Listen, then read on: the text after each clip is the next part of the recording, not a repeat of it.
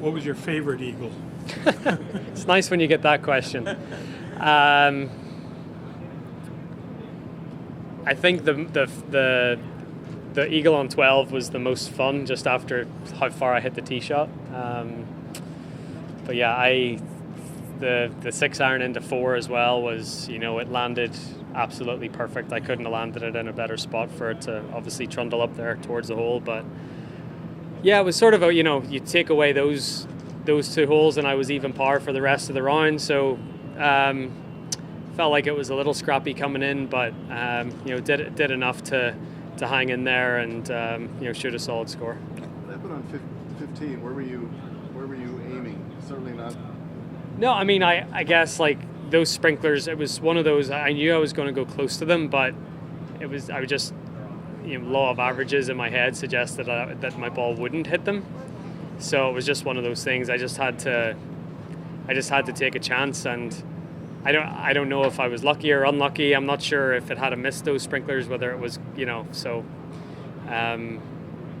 I could have went left of them, but then I was sort of just giving myself 12 feet from that direction. I felt it was the only way to try to get it close. I only saw it going to the sprinkler. I'm assuming it was a putt. Yeah, it used your putter. Yeah, it for the second shot. No, for the sprinkler head, you started with your putter, or did you chip it? I chipped it. I'm sorry, I didn't see that. I chipped it, and then it still got on the green to like 8 feet or whatever it was. Yeah. You go ahead. You said kind of scrappy rounds. Does that kind of encapsulate how you kind of feel about the whole round in general? I think so. Like 3 birdies, 3 bogeys, apart from the 2 eagles. So it wasn't terrible by any means, but it was. I felt like after I hit 3 really good shots into 7, 8, 9, 10. Even 11. I played that tough stretch pretty well, but after the eagle on 12, it was sort of a little scrappy. Had to get it up and down on 13, didn't get it up and down on 14. Nice birdie on 16, but then 17. It was just sort of not trying to I felt I was trying to make birdies, but it just, every time I took a step forward, I took a step back. But it was, I guess it was just the way the course was set. The course was, played a little bit tougher today than the previous 2 days. What do you feel like made the course play that much more difficult? They moved a couple of tees back. 14, the par 3 was playing really long, especially with the pin on the back of the green. And then 17 was playing a lot longer today. I had 5-iron in there. So those 2 holes, 9 played a little longer. 6 played a bit longer, so just those tough par 4s just had a little more length to them. You talked early in the week about taking a run at number 1 again, and you've put yourself right in a great position. What's the excitement level for tomorrow? The ranking will just take care of itself if I do what I want to do. I mean, ultimately, I just want to win this golf tournament, and if I win the golf tournament, then everything will take care of itself. So for me tomorrow, I need to go out there. Sort of set myself a score that I want to shoot, try to do that.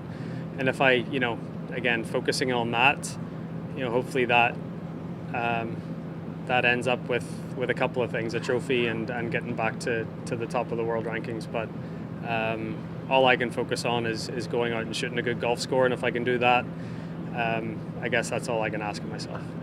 Kind of along those lines, winning does take care of everything. I'm just curious if you can think back to 10 years ago, going into the last day at the Honda, which is your first chance to do it. If your feeling then was different now that it's your potentially 9th time you've done your research. Yeah.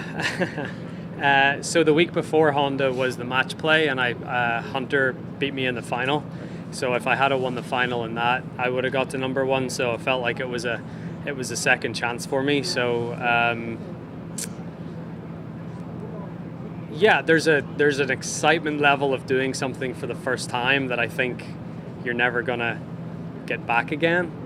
But again, it's still something that everyone out here would obviously be very, very proud of. So. And I've been it's been a long journey from when I was number 1 back in July of 2020.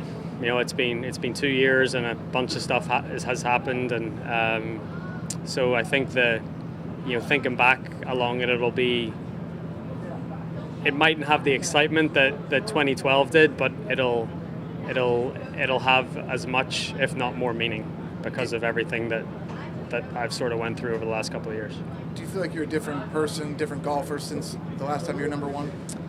Yeah, I'm a father now, so that's different. I went down a couple of rabbit holes since then as well with like my swing and my game. So being able to come back up out of those rabbit holes and find my way back, that's the real satisfying part. I'm going to leave you on one non-golf question, considering some of the references you made as a father.